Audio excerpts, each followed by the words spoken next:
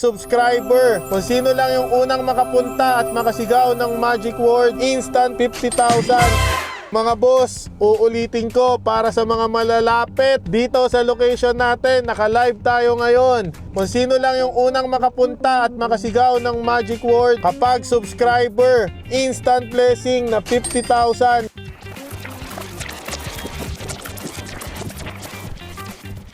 Sana subscriber. Ayun na.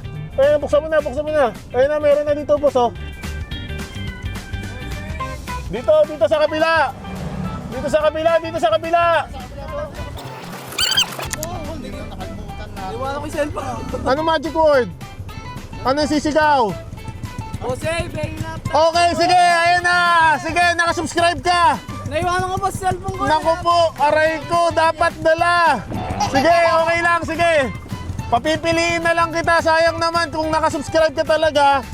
50,000 sana na instant blessing, oh. Sayang. Diyan lang kami, boss. Kaso may nakaabang na sa'yo.